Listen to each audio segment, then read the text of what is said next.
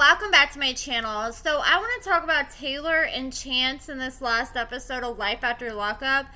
So Tayler and Chance were working on this epoxy table, and Chance finally admits that he borrowed money from one of his buddies to pay Bobo back. And Tayler was like, I just want to make sure this is the last that we're going to be seeing Bobo come around demanding money. And Chance was like, yeah, you don't got to worry about it no more. So then Chance was like, you know what? I put my girl through a lot this past week. She's had to deal with this creepy guy driving past our house and putting her and her whole family in danger. So I had to make it up to her. So he decides he's going to take Tayler out on this date, and he surprises her with his limo that he was just looking at a few episodes ago and talking about potentially buying from his friend.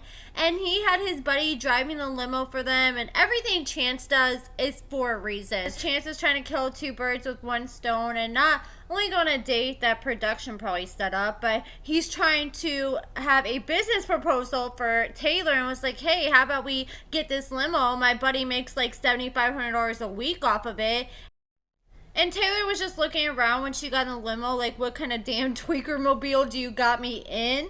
And they weren't even a minute down the road before there was like a super loud thump, and the limo just did not sound like it was running good. It sounded like it was on its last leg, and even Tayler was like, did a tire just fall off? And I was dying when she said that. So Tayler was like, you know what? I don't think this is a good business idea. She thinks that they need to focus on their family and what they have going on first. And Chance is always the one that's complaining that he's already stretched thin enough and he don't have time for anything. And it's like, this man hasn't even thought this business plan through. Like, you guys are in a small country town in Missouri. That's going to be a hard town to start like a limo business, especially when you're working with like a 1970s limo. I would be so mad if I was like a high schooler and I wanted to go to prom and I was like, okay, I'm gonna get my date a limo, and then this thing pulls up. I would be mortified.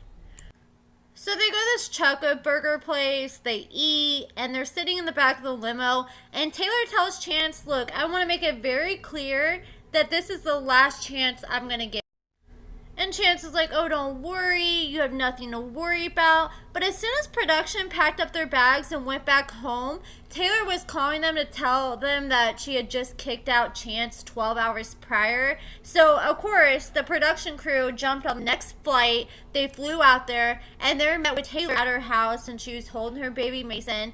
And she reveals that Chance came home after working all day the day before that, and he all of a sudden wanted to go through her phone for no reason. Like, and she did not see this coming, couldn't understand why he wanted to do this. So he starts going through her phone, and Tayler was like, well, if you're going through my phone, I need to go through your phone. So she goes through his phone, and she finds a text message from this number with a question mark. And it was an unread text message. And I'm sure, Chance knew that she was most likely going to go through his phone since he wanted to go through hers. So he had all the time in the world to clean up his phone before, he decided to do all that. But, he didn't expect that person to send him a question mark. And Tayler told Chance that she wanted to look at this phone number a little more. And he was like, oh, you don't need to do that. You're just starting a fight. And he's like, if you just want to argue, then I'll leave. Classic narcissist behavior. You want to call out other people and demand they give you answers when you want them, but when someone else wants answers from you, all you do is deflect and act like you don't owe them anything. And then if you're not hiding anything, just give her your phone. And if it's not an issue, then just give her answers. Stop getting so defensive. So Tayler comes out to Chance's truck because he rushes out and hides in his truck like a little toddler, and she's like, I want to see your phone again because I want to look more into that number. And Chance is like, okay, go to the bathroom, it's in the bathroom. And she goes in the bathroom, and the phone's just sitting there in the toilet. And that man has to be hiding something serious, a huge dirty secret, if he has to go to the extent of throwing the whole phone in the toilet. So Tayler was like, you know what, he ruined his phone, but I can go into the call logs and see who he's been talking to. And she found 170 plus different text messages between him and another number, all within a day. Like, there's no reason that you should be hitting up anybody that much unless you're obviously interested in them or like down to DTF. Hell, and I feel bad for his boss because he's supposed to be working all day when he's sending all these text messages, and it sounds like he isn't doing too much of that if he's sending 170 plus text messages while on the job. And I was a little confused with the call logs because I know him and Alyssa started talking at the end of September. And these call logs are from October 6th, and Tayler did not kick out Chance until the day after that, because when she said she went through his phone, she saw these text messages from the day prior. So that goes to show that Chance was at least talking to Alyssa for a few weeks before he moved out of Taylor's place, and then he was talking to someone else that he was talking to in these call logs, and we're about to get more into that in a second. But the producers decided to go pull up on Chance at his job site to ask him about all these text messages. And of course, he plays stupid. He gets all mad and defensive, and he's like, you know, Tayler, screw that cop Tayler. You know, I'm just trying to build my empire. It's like, what empire are you building? Like an empire of getting a freaking felony every single week and bathing in what looks like toilet water with your girlfriend? And he's like, I just want to come home from work and be in peace and tranquility, but it's the exact opposite. Yeah, he could not give any examples at all. Like, the only time that seems like he's not getting his tranquility is when he came home and he wanted to mess up the peace and demand to see her phone. But it's all because he just wants to be able to cheat in peace and not be held accountable. And that's why he went with a much younger, naive girl that he went running to after Tayler. And Tayler even admitted, like, look, we don't even have sex that much. And now he's with this girl that they're posting sex videos like once a week, and it just seems like that's all he cares about at the end of the day. This fool had the audacity to say that Tayler tries to entrap him, and he thought this person that was messaging him all these times was Tayler. And he's like, you know, I get these messages and I know they're from Tayler. She makes these fake accounts and she tries to get me to ask for pictures. And it's like, how can someone try to get you to ask for pictures? It doesn't even make any sense. Like, you can tell Chance doesn't even believe his own lies. I'm not a body language expert by any means, but I've watched plenty of hours of videos watching different like body language analysis, and I don't know, I'm just weird. That kind of stuff interests me. And one thing that I remember is like when you're trying to remember something, like a story or something you went through in your life, people tend to like look up because they're trying to remember. And then when people are lying, they tend to either look down or from side to side. And if you go back and if you just think about that, what I just told you, and watch Chance when he talks in his talking heads, all the lies that have so far been debunked, or times we know he's lying, he does that. He looks from side to side, but when he's telling the truth, he'll look right at you or look up while he's trying to think of what he's saying. And like when he was even saying, oh, she's trying to entrap me, and he was looking away from the cameras, but any other time he gives them direct eye contact. I could not believe the audacity of this man either when he had the nerve to say, I just want peace and tranquility in my life. As you're literally the dude that has someone driving by your house demanding to talk to you and trying to get money out of you that you never paid while you were in prison. And for someone who wants so much peace in their life, since he's left Tayler, it's been the exact opposite. Getting arrested, hitting semis, driving off, and literally living like a Grand Theft Auto character. And after he hits a semi, he runs on foot and jumps in this lady's car and steals her car and credit card. Like, that doesn't sound like you want too much peace and tranquility in your life. So after Chance left, Tayler decided to call the number back thinking that it was a girl, and a guy answered. And when Tayler said, who is this, the guy immediately hung up on her, and then he texted her. And I thought for sure this was probably Alyssa that he was texting with, you know, because she's young. Young people like to send a bunch of text messages and be on their phones. And him texting another guy not only caught Tayler off guard, but me as well. But, you know, I'm not too surprised because I remember seeing a few different people on Reddit claim that they were locked up with Chance. One person said that Chance used to hook up with one of his old roomies in prison. So this dude texts Taylor saying, "Who is this? Taylor who?" And she says, "You've been texting Chance the past couple days. I'm trying to figure out who you are. He's my baby daddy slash fiance, and he deleted all the messages and ish, so just trying to see why." And they said, "Oh, lol, have you not asked him?"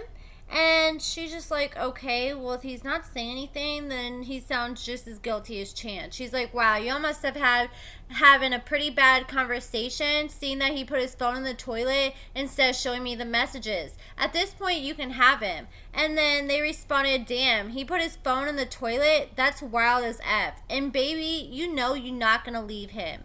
So Taylor found out who the guy was from his number, and apparently he's the hoe of the town, and everyone knows that. And the fact that this guy is being defensive and he isn't being forthcoming tells me that he has something to hide and is covering up for Chance. And remember when Taylor had to go to the hospital because she claims that Chance, put it in her behind and then went to, her vajayjay. I'm trying not to get this video demonetized. But, I almost wonder if Chance was hooking up with other men, and that's why she got an infection. I mean, you can get an infection the way she said so, too. But if he's out here hooking up with other dudes and has a boyfriend out here, that might make a little bit more sense now. So then Taylor got a call from Chance the next day, and this dude had the audacity to be like, "Oh, where's your boyfriend at?" Well, she's just at home taking care of his son, and he's just out somewhere probably tasting the rainbow. And what really got me is this man was like, "Look, I fixed your house for you, and I got nothing left to show for it. I'm broke, and all I got is this truck." And that's your own problem for being financially irresponsible. And it just irked me because, aren't you thankful for your son? You don't even care about him. You're not asking about him at all. Or was that just a way for you to get Taylor stuck at home so you can go out and be with your little boyfriend or whoever the hell you want to be with? So maybe his boyfriend was the one who recently bonded him out of jail. I don't know. But Chance is like, "You know what? I don't know where I'm going to stay now." And Taylor was like, "Well, why don't you go to your boyfriend's house?" And Chance played dumb, but you could really hear some anger in his voice, that really pushed a button. Because it was true, and it almost seems like Chance is ashamed of his attraction to men, and he's taking it out on Taylor. And then this dude had the audacity to tell Taylor, "I hope you catch something."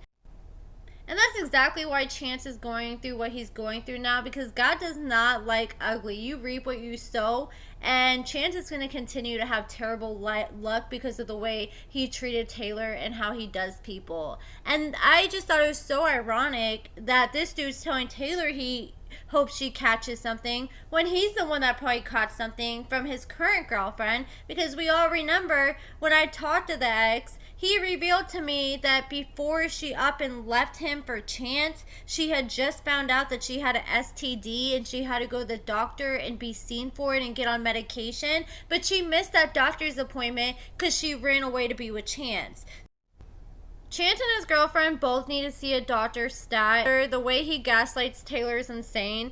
And if you want to go be a little hoe, go do it. But why do you have to bring down Taylor any more than you already have and just keep hurting her? And we can't forget that Taylor also revealed that when he up and left, he took his things, but he also took her laptop. And she thinks it was as a way so he could have something of hers as an excuse to come back and get the rest of his things, or just come back and try to see Mason. Or I think he also did it because he wanted to try to be able to find something, because it doesn't sound like he had much luck going through her phone and he didn't get what he was trying to get. Then when he does come out and speak about it on Instagram, he claims that the reason he did what he did is because Taylor was lying to him a year prior and acting like she was getting meatballs for a week straight, and she never came home with meatballs when she said she was visiting her mom's house. And I think he was just trying to look for anything to have ammo to excuse what he did at the end of the day. So remember when Chance went to jail a little over a week ago, and then his girlfriend up and left him, went back to her ex, and there was videos him and her at his grandpa's birthday party where they're kissing, holding hands. Then he posted a picture of them in bed together, both naked. So she goes and spent a few days with him while Chance is in jail. They hooked up. Then soon as Chance got out of jail, she suddenly up and left, and I assume they're back together, and now we 100% have the confirmation. She just posted pictures of them together not too long ago. She posted this picture of Chance in a bed, and it looks like they're still staying at the hotel, and then she has changed her profile to Alyssa or Earl Pitt, and she shows that she's married. And it seems like every single guy she dates, I've seen it with at least 4 different ex-boyfriends now. Like within weeks she starts taking their last name on Facebook. Then Chance comment on one of her statuses saying, I got some pain for you. And she says, you don't bring me pain, you bring me together. So, you know what? I don't feel bad for anything that happens to this girl. Especially when the first few months you're with this guy, he literally is going to jail over 4 or 5 different times and just caught numerous serious felonies, and they literally neglected all the animals they had, lost all their animals, and left them behind with no food, and said that they couldn't take care of their animals because they were too busy.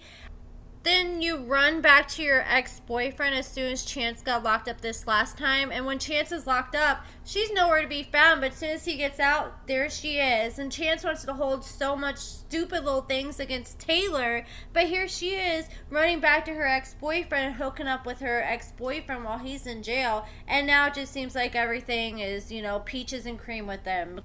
I called in my last video though, because I had a feeling this was not going to be the last we heard about her. And I just got a bad feeling. I give it 3-4 months before this girl ends up pregnant, because it seems like Chance has got a reputation for getting girls pregnant fast, like Tayler and his past baby mamas. And just knowing like how much they're banging from all the videos we see, and that they're not using protection, and just all the other stupid decisions Chance has been making lately, I wouldn't be surprised if we find this out soon. But that's it for this video, guys. Let me know what you guys think about everything in the comments below. Check out my lashes and cosmetics at AccordingtoAmber.com. Give this video a thumbs up, subscribe.